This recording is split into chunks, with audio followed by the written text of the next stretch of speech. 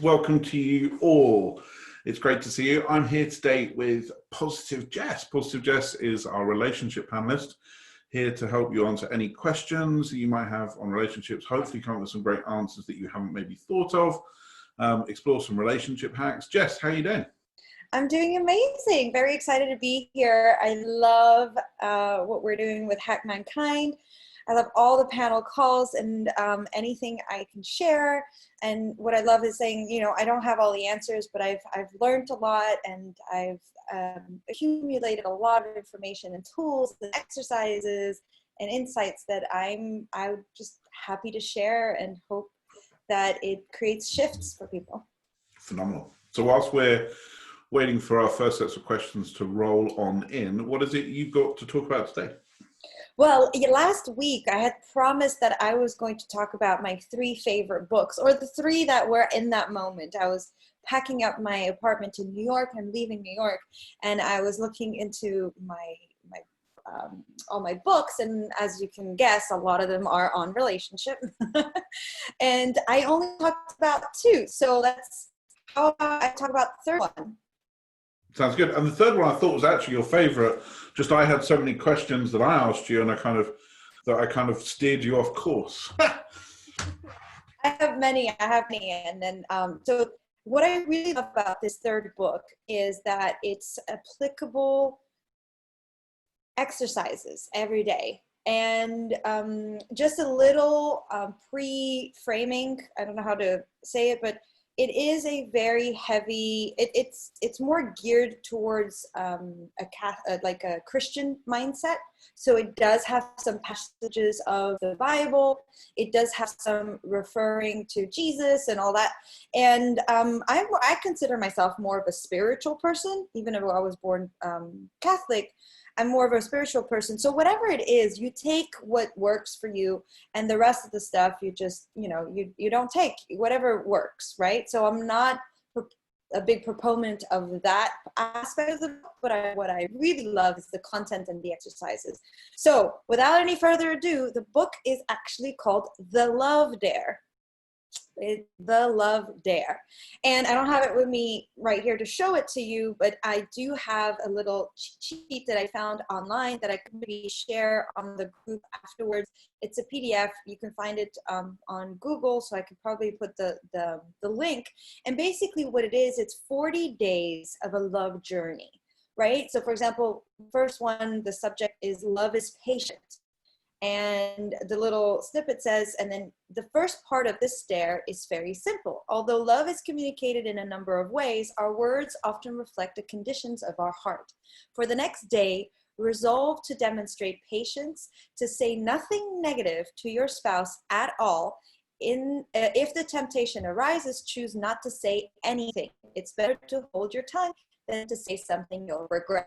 So that's like little dares like that you just build on, and then to create a huge shift. And this is not only for people who are in a relationship.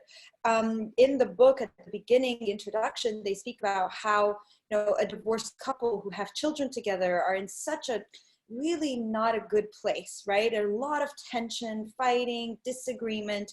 And the gentleman who was doing it, and only one person was doing it in the doing the Love Dare in the couple, and he did it not only so it's 40 days. He didn't only do the first 40 days, he restarted again. And by the 2nd time he was doing it, so let's say day 50, I'm paraphrasing, or day 55, things completely shifted. And you can turn relationships around. You can turn things around, not saying that they got back together, but the energy wasn't there anymore. They have a beautiful relationship.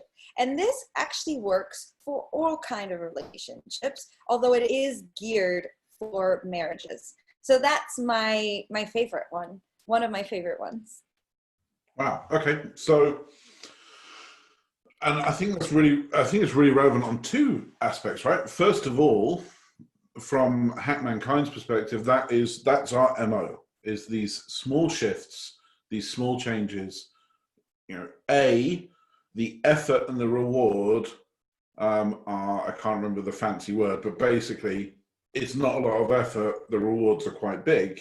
And B, when you layer those on top of each other, you get an exponential result as a result. And that's what you're saying. This is true of relationships as well as it is health. 100%. Yes. And what I love about it is also in relationships, you feel like things can be very heavy, or it can be, when you're in a relationship, it didn't just happen that you started fighting, right?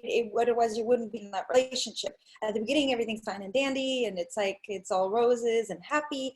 And then it just builds up. So that also took time, right? Those things took time to build on. So it will take a little time and little shifts here and there. And you don't need to take on the mountain. I feel like not only in relationship, but in life, especially right now, I was reminded of that last week, where I've had so many, decisions to be making. Where am I going to be living? Where am I going, in the middle of this pandemic, and so many opportunities, which for me, it's excitement. There's still decisions to be made. And somebody told me, don't take on the mountain, right? Take the first check-in place.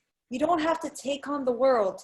Take the first step. So what's the first decision you need to make? What's the first step you need to make? And what I love about this book is that it does frame that. It's like, it's super easy. First day, love is patient. So having patience, not saying anything negative.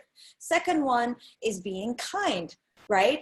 In addition of saying nothing negative, do at least one unexpected act of kindness. And it's got a whole chapter on it. So they give you a little example. It can be just taking the trash when you normally don't.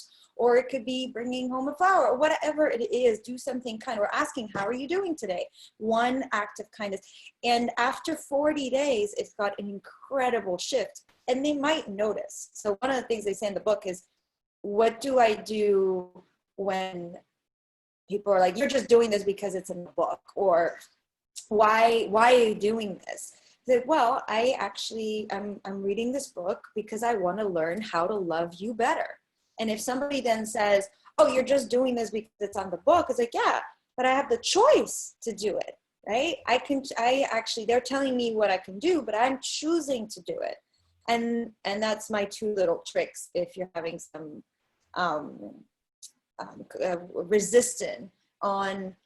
resistance coming from any change, right? If you're doing personal development, if you're on these panel calls, if you're following certain things that hack mankind, even the health hacks, right? Drinking more water, doing this or that, you may get some resistance in your household. And so the answer with that in terms of relationship is saying, I want to be a better person, not only for myself, but for you. And I want to learn how to love you better. And it is my choice to apply them or not. Anyways, went off a little bit. No, I think that's really important. And can I offer you a reframe of something you just said? Yes, 100%. Now, guys, you'll have seen if you tune into our panels regularly that Jess does the interviews, not me, right? And one of the things when you do interviews is to do smooth transitions. Saying something like, can I offer you a reframe, is not a smooth transition. But the only reason I'm doing this is because, well, Jess is the person being interviewed, right? So she can't do both jobs at once. Just, you said the sentence, and I wonder if this is a more accurate way to say it. You said, to help me love you better. Now that to me can be argued. One of the things, if you watched the video on relationships last week, we said if you're ever going to talk in conflict, only ever say things that are about you, or if they're about the other person or the environment, have to be factually 100% correct. Right? So you can't say you're always 10 to 15 minutes late. You need to say you were 12 minutes late, because 12 minutes can't be argued. And it can be argued whether it's important or not, but it can't be argued. Jess, instead of saying love you better, wouldn't it be better to say help me express myself better? Yes, 100%. You could say, I feel like it's about me. It's me, 100% what you're right, reframing that. What we talked about last week is making about, so I'm reading the book, I want to be more loving. I want to know how to express more of my love. I want to be a better person for myself and those I care about. Yeah, because that then can't be argued. The other person's like, okay, well, great. I wouldn't argue that. Okay, so we've got these, essentially a book of relationship hacks, which is fantastic. Are there any you don't agree with in there? Oh, that's a good one. Let's see. So I've got my little cheat sheet. So, for example, day 20 is love is Jesus Christ. Okay. Yeah, I mean, that's That's a let's personal, not go there, because that's everybody's welcome to their own beliefs. But yeah, thanks. 100%. So that's why for me, it's like, it's okay not to agree with it, right? It's okay. And you can change that word. You can change that for something else. That's what I do. I actually love, I really love this book. I feel there hasn't been, apart from that part, that, you know, so a certain part of it is putting responsibility on the union, and also lets the other win. It can be misconstrued. Like one of the days is love lets the other win. Do not merely look out for your own personal interest, but also for the interest of others. Demonstrate love willingly, choosing to give it to an area of disagreement between you and your spouse. Tell them you are putting their preference first. This can be misconstrued, right? I believe that what they're saying is true. I think that it is at times very useful. Now, there are situations I have seen where certain people, that's all they do. They're always making the other person right and putting themselves down. So I'm trying to use the right words. Hey, let me see if I can give you an example, Jess, of a healthy letting somebody win. Okay. Yes. So last night, I walked in. I feel so sorry for my wife, right? She is being sucked into this, whether she likes it or not. Last night, I walked in and Liz had decided to watch a film and eat some ice cream. Right? Now, normally, I'd be out working, so I would never see this. And I walked in and she's eating all the ice cream. I'm like, you've eaten all of the ice cream? She's like, yeah. I'm like, what am I supposed to? She's like, well, you're not supposed to even know. You're supposed to be at work. I'm like, that's a crappy defense. And a couple of hours later, she said, why don't you go and do something and I'll come and give you a shout in 20 minutes. Now, her 20 minutes turned into 3 hours because rightly she assumed I would fall asleep. So she didn't know to say it. And I said, and I thought I was being funny, but I'd just like woken up from a nap. I said, you know, maybe tomorrow you could go back to being the selfless version of you, and we can forgive this 3-hour selfish thing that you just did. And I was trying to emphasize with humor that 7 days a week, 24 hours a day, she gives everything to me, the kids. Like she puts herself, you know, rightly or wrongly, she puts herself last on that and just totally gives. So she deserves 3 hours of just eating all the ice cream, not worrying about her husband, watching Grey's Anatomy again, if that's, she deserves it. And I was trying to say it with humor, and it didn't land at all. And it was taken as me saying, you've being selfish and da-da-da-da-da. And by the way, I don't think being selfish is a bad thing if it's in context. And I could have chosen to argue. I could have chosen to go, I'm just making a joke, chill out. That would have been a perfectly reasonable response, because it was just a joke. And she was overreacting because she was focusing on the 3-hour selfish bit, not the 7 day a week, 21 hour, the other bit, which is totally selfless. So instead of arguing with that, I turned around and said, hey, honey, I'm sorry. I obviously didn't say that right. I was just trying to have a joke. I was just trying to make us all laugh. I don't think you're selfish at all. I just thought it was funny and it wasn't supposed to cause offense. Come on, let me give you a hug. It was not, you know me, that's not what I meant. And I think that is a perfect example of choosing not to win. I could have taken a totally different road. I'd have been totally right, in quotes. And she would have been more upset for it. And I would have been more upset for it. And then it all spirals into an argument and you end up talking about something else or da-da-da, when actually all that needs to be said is, hey, you know what? That's not what I meant. I think that what you're saying, I totally agree, is that you need boundaries. And you need to know what you stand for and what you don't stand for. And if it's somebody infringing on your values, you absolutely should say, I'm not cool with that. That's not how I want this to work. That is worthy of conflict, not a fight, conflict. And those two words often get misconstrued. A fight and conflict are not the same thing. Conflict is when two people disagree. That can be very healthy. Our parliaments, our democracies are built on the concept of conflict, of two people with different views that argue until you reach a consensus that you then take out. Conflict is not bad. Fighting maybe is. So would that be a good example of a positive Perfect example. loss? Yes, perfect example.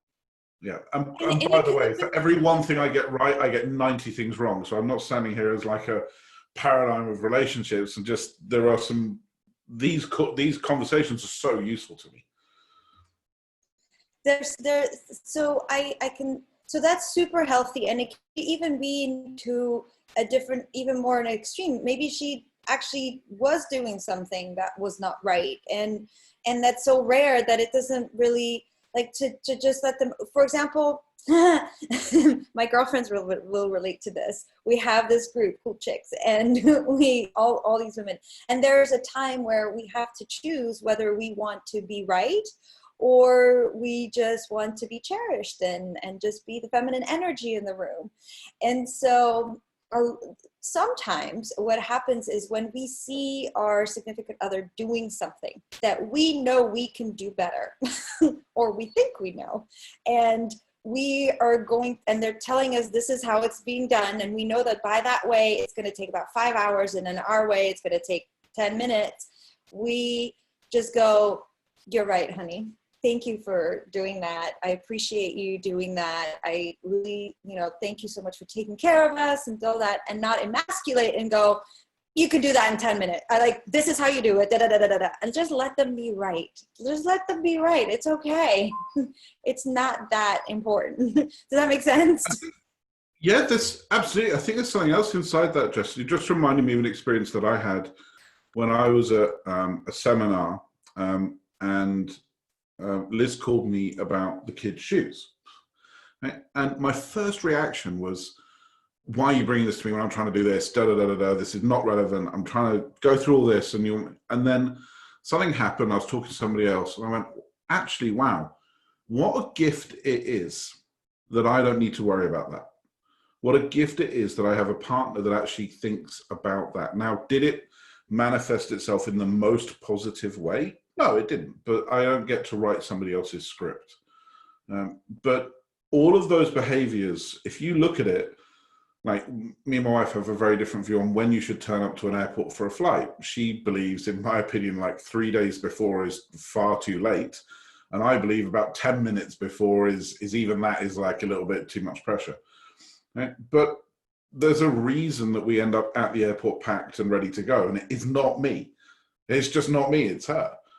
And I think if you look at the behavior, the micro behavior, you can find quite annoying, quite frustrating, because it's not your model, it's not how you do things.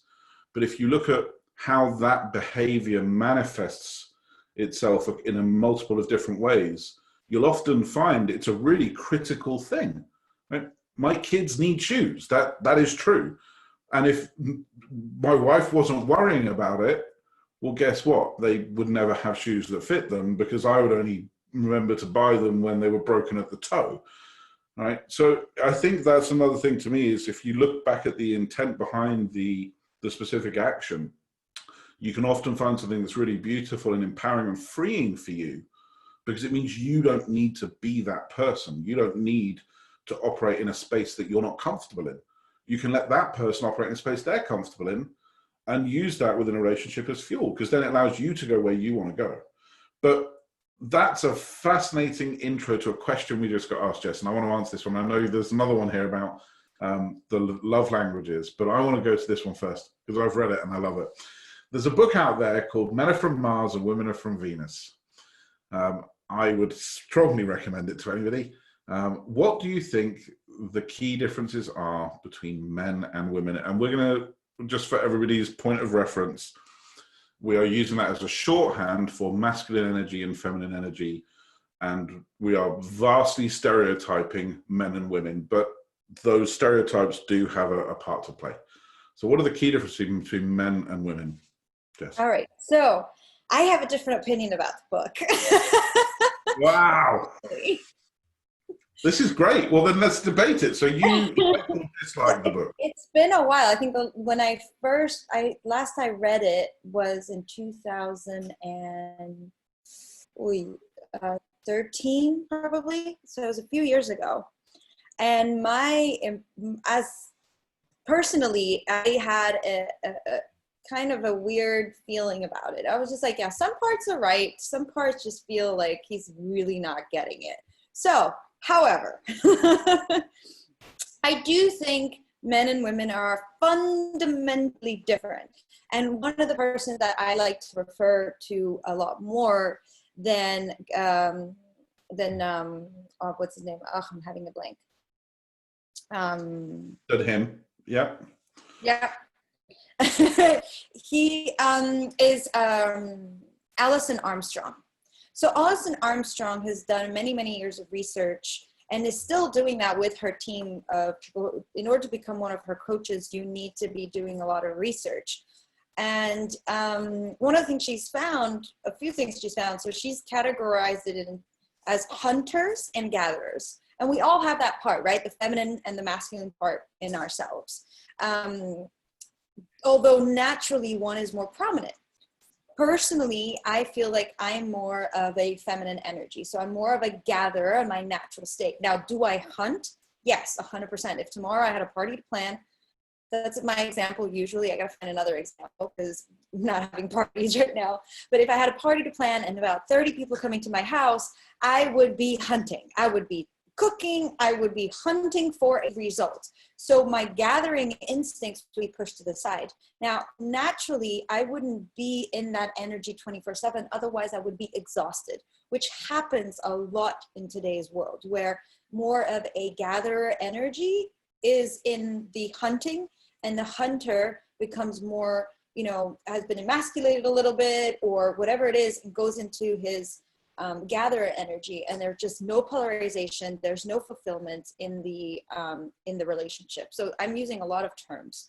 So let's deconstruct it a little bit. So way back when, that's why she talks about the hunting and the gatherer. Way back when, women would stay back and they would gather. They would go and gather berries, and they would go in the meadow to go, with the people they trust, and they would go gather in order to provide support, more like support. And then you would have the hunters, the husbands. They would go hunt. They would hunt the deer. They would go hunting. So very focused. So if you think of a woman going to the meadow, she wants to make sure the animals go away. So what does she do? She's talking. That's why we can use more words in our vocabulary than men actually do. So when they come home, they don't want to talk all the time. We want to talk all the time, because that's what we were biologically, that's what we were doing to survive. Hunting, you have to be quiet, you have to be focused, you do one thing at a time, you go hunt and you bring back the results.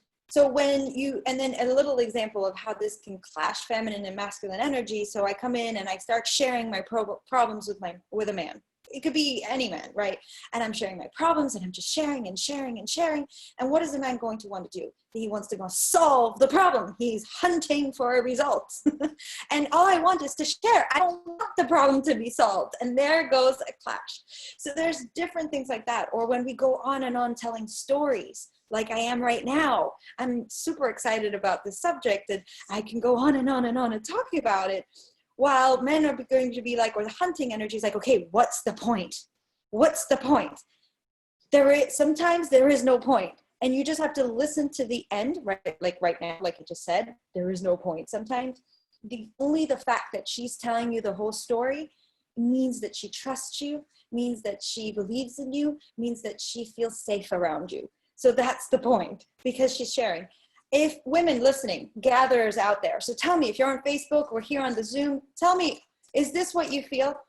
When you have a tribe of gatherers, let's say girls, and they go to a party that you weren't able to go, or that they were on a Zoom call that you weren't able to attend, and you're like, so who was there, and what were they wearing?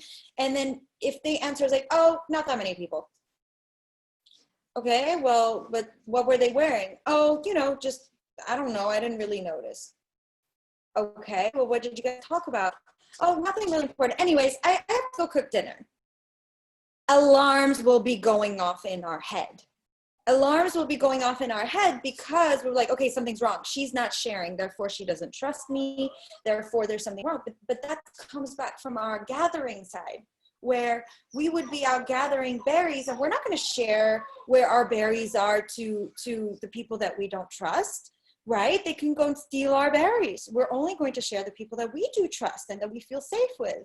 So it kind of comes back to today's world where we act in an instinctual way that is so different. From a male perspective, from the hunter's going to come home from work. It's like, how was your day? Great. Okay, so, you know, did you enjoy how did your meeting go? It went really well.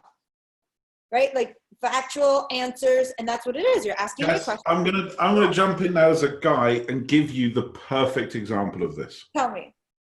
A mutual friend of mine and Liz just gave birth. Little baby boy. And I came back to Liz and said, oh, you know, Rob and Jenny have had a little baby boy. And she went, oh, cool. What weight? I went, what? And she went, what weight? I went, I don't know. And she went, well, what about, was it a long labor or a short labor? I'm like, it's a boy. To the extent where she said, what have they named him? And I went, why is any of this relevant? It's a boy, he's healthy, all right? Let's move on. And she's looking at me like, are you going crazy? Like one of your great friends has just said, I've had a child, and all you know is that it's a boy. I'm like, yeah, that's all I know. And she's like, what did you expect? She's like, well, you should have chatted to him. I'm like, if I'd asked any of those questions, he'd be like, dude, are you okay? Right? If I was to ask a guy, what were they wearing? How many people? Yeah, what? Literally the response from certainly my male friends would be like, are you all right? Yeah, shut up. Yeah, all right, laters, man. Let's go. Which is why guys have to do these fake constructs to have friendships, like where we have to play pool or watch sport. Right? We all sit and watch like a football game together for 4 hours, and we'll say 15 words in that 4 hours, but that's our version of the amount of this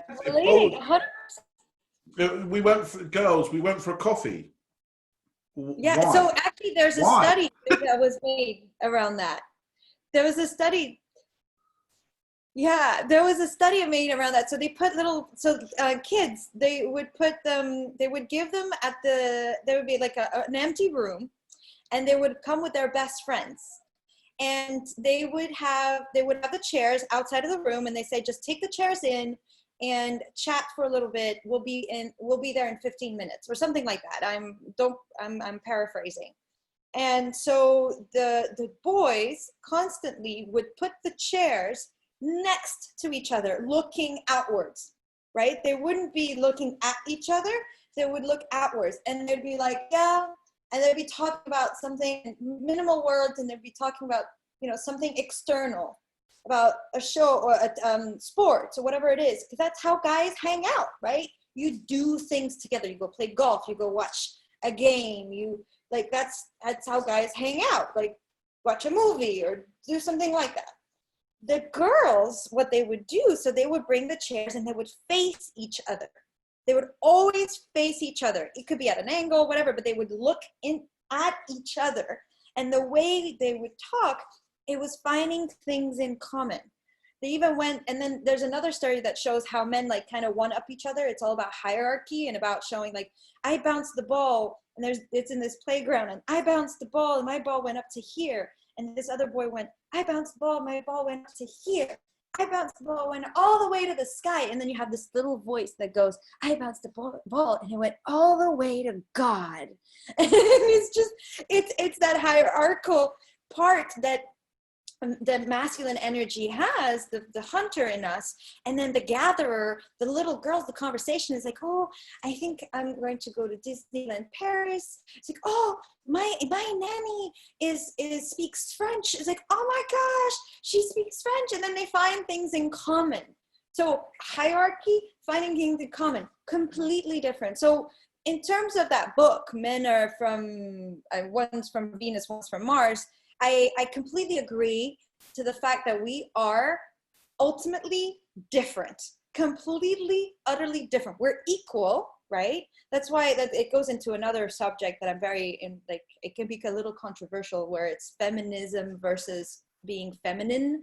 I feel like a lot of the feminist movement is still on a really masculine mask. But anyways, that's a different topic. It's going down a rabbit hole.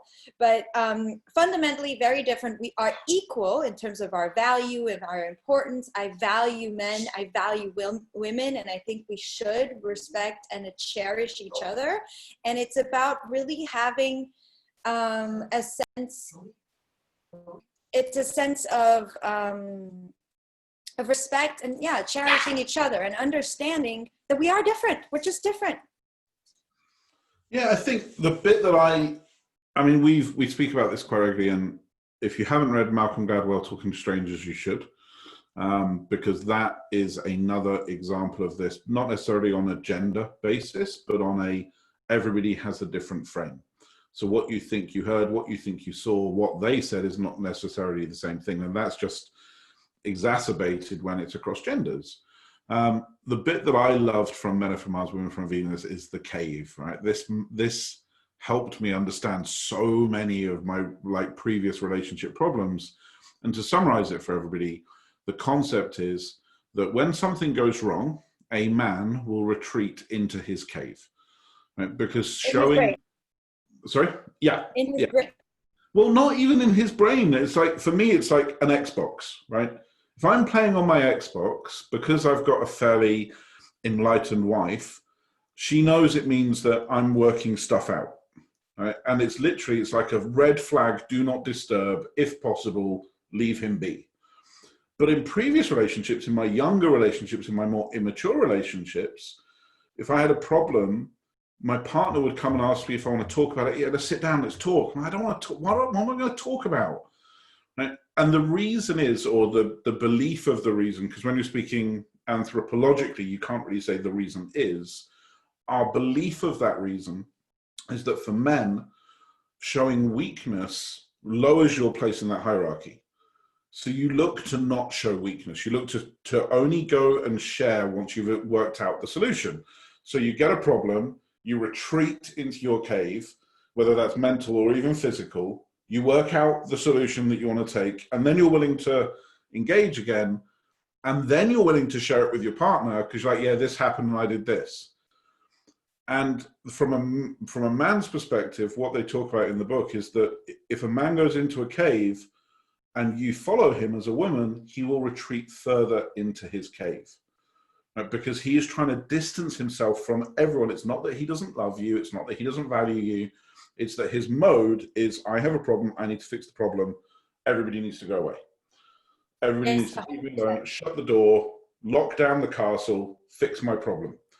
And sometimes, yeah, go ahead. Sorry, and the more a woman then, in the language of this book, the more a woman follows you into that cave, the further the man will retreat. And from a woman's perspective, they're going, why don't you love me? Why don't you want to share with me? Why don't you trust me? And it's just such a, it's like a dance. And it's a case of understanding, in my opinion, and Jess, I'm talking a bit more than I normally would like to, but your video breaks in and out a bit at the moment, so I'm kind of injecting myself a bit more than I otherwise would. But it's a case of understanding that, as Jess said, that men and women are fundamentally different, right? We both have so much to offer, and I want to get you on that high horse about feminism at some point. Because I like getting people on their high horse. As you'll have seen if you watched myself and Sean Calgie on Friday, I like people sitting in a space of passion. But to me, it's so important to understand. It's so important to understand, because once you get that, once you get the fundamental differences, even if you don't get what the fundamental differences are, if you just get there are fundamental differences. One of our hacks this week was when, looking at what somebody is saying, not what you're hearing. And this is kind of what we're talking about here as well. It's exactly that. It's looking at that person's behavior and going, okay, this person loves me. I know they do. I know they value me, but I'm currently feeling X. And from my side, literally even just asking that question of saying, hey, I'm feeling really hurt by what you just said. I don't think that's what you were aiming for. And often when the person clarifies, you go, oh, okay, that makes a lot of sense. Yes, and we could use, if you're looking back at our recording from last week, about how to communicate that, right? So and it's understanding that we are not coming from most of the time, I would say 99% of the time, people are not having bad intent. No one is wrong. No one's right or wrong. There might be things that work for us or don't work for us, and that's okay. And coming from a space of, this is what I'm feeling, this is what is doing to me, it's not arguable. And then communicating with that, especially during this time. I was listening to Alison Armstrong a couple weeks ago about how a lot of men are going into their cave, quote unquote, because they're not used to being stuck in the cave. They're used to being able to go out and work, and unemployment has kicked in a lot. The stress of not knowing, the current climate of this new normal that they don't know how to adapt yet. And so men are going into cave, and then women are not feeling safe, and then going to that cave, creating it worse, making it worse in terms of the feeling. So one, being able to communicate, understanding that we are different, and not expecting them to be hairy women, because they're not. And simply finding there are ways that you can ask for help that will make them feel significant, that will make them feel like they're doing something that matters. And we can go, that's a whole nother area that we can discuss. Oh my goodness, I could talk hours and hours and hours on this, but I know we have a few questions pending. I don't know if you want to continue down talking about feminine, masculine. No, you're right. Let's get to one of the questions. We've got 6 minutes left somehow. I thought we'd only talk about 10 minutes. So I've got a question from Nicole. Thank you, Nicole. She said, yes, I saw Gary Chapman speak about the 5 love languages. Are you aware of this? What are your thoughts on them, and how to incorporate them into relationships? So I love that question. I've never heard him speak, so I will look for the recording, but I have read the book and shared it, and I've spoken about that on numerous occasions. I love that concept of the 5 love languages. So for those who don't know, Gary Chapman says that we all love these love languages. We communicate our love through 5 different ways. So words of appreciation or affirmation, physical touch. So words, physical touch, quality time, so spending time together, acts of service, doing things for one another. And I'm missing the 5th one, gifts, right? So those are the 5 love languages. And of course, we all love all of them. And he has a test online. So if you've never done the 5 love languages test, go ahead, go online, Google 5 love languages, and you can see what are your top ones. Because usually it's the way you're speaking, that's how you show love. And at the beginning of a relationship, we show love in all of them, right? We're speaking all of them, but there are some that will show up more often because that's the ones we give more meaning to ourselves. We feel more loved. So I have a perfect example to illustrate this. So a friend of mine, and if you're listening, I'm sorry if I'm changing the story a little bit. I will try and stay true to the story the way you tell it. So she was separated from her husband. They're now back together, but at the time they were living separately, and they have children, and they've always gotten along. And so she had come back around Christmas time, around the holidays, to spend some days at the main house where he was with the children. And he had gone off to go to the store or something in the morning. She got up, she had taken a shower, she went downstairs into the kitchen, and there it was again. He had left the stove gas on with the pot of water going, you know what I mean? And this was something that he used to do constantly.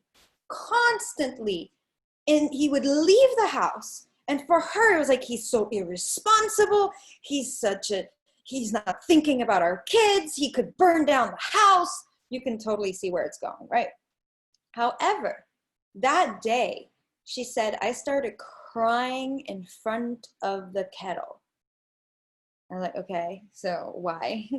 And because she had done all this work, she had learned about the 5 love languages. She had also done a lot of work about Byron Katie, which I would love to close with one of her quotes.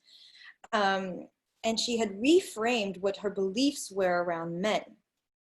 And one of her reframers of men are kind, men are, and she was like, oh, and it just happened right there and then. She started crying because she realized that right next to the kettle, there was a cup, there were her collection of favorite coffees, and every time, and then after talking to him, because she had never mentioned it to him, she actually said, like, did you know it was coming down to make coffee? He's like, yes, of course. I know when you turn on the shower that you automatically come down, and I want you to make sure that you have coffee.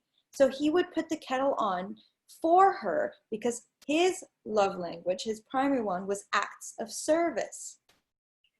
And she started realizing, so she travels a lot. She's in personal development. She's a great, incredible coach and trainer. She travels all over the world. So she's traveling a lot. So when she would come home, from a long trip, he would notice that she had some, and she always liked after a course to always go shopping. I love going, doing courses with her because we always go shopping after.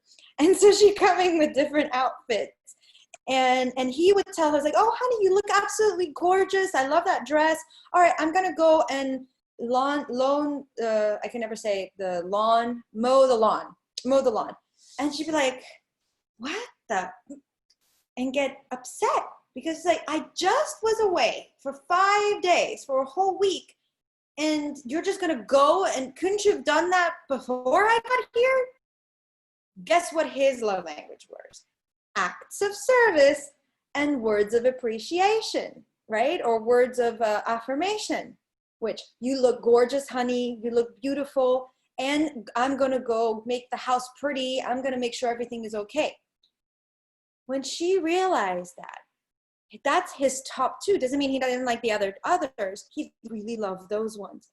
Her top ones was physical touch and quality time. And when she actually told him, he's like, so all you want me is to hug you and watch a movie with you? And she goes, yes, that's all I wanted. It's just for you to sit down on the couch and watch movies with me and cuddle. So quality time and physical touch. It is incredible how we can be so disconnected while we're trying to love each other so much, and we're just putting the love in the wrong buckets. Not the wrong buckets, but not the ones that actually work. So when you're in a relationship, look at what your partner's love language is, because it doesn't really matter. You could be loving them in your way. If they're not perceiving that love, what's the point? The point is loving them in the way they feel loved, and vice versa. So I hope that kind of answers the question of my thoughts and how we can incorporate them into our relationship. I think it answers amazingly. And I think, we always look, one of the keys to, I want to find a different word, but we're going to use the word everyone understands. What are the keys to personal development? As we said about the Love Dare, is taking the things that work for you and not the things that don't, right? So when we're talking about this really, I mean, yes, we're talking about your intimate relationships. That's what this session is. But everything we've just said applies just as much to your business relationships, to your friends, your family. It's so important to try and remove some of your filters. And one of the parts of that I think is just so important, that underpins all this.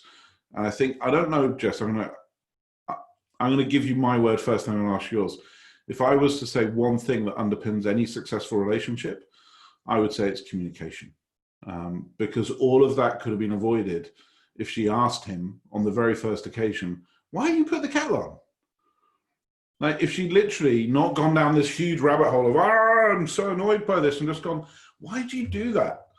And he'd gone, well, I just wanted to make sure you had a coffee, because you'd have nixed it right at the beginning.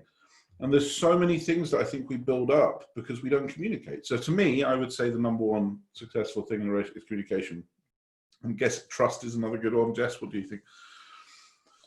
So I love that. My only concern with communication personally is that sometimes I don't even know I've had situations where I'm in an argument and I'm angry about something when it's actually totally something different, and I don't even know why I'm angry yet.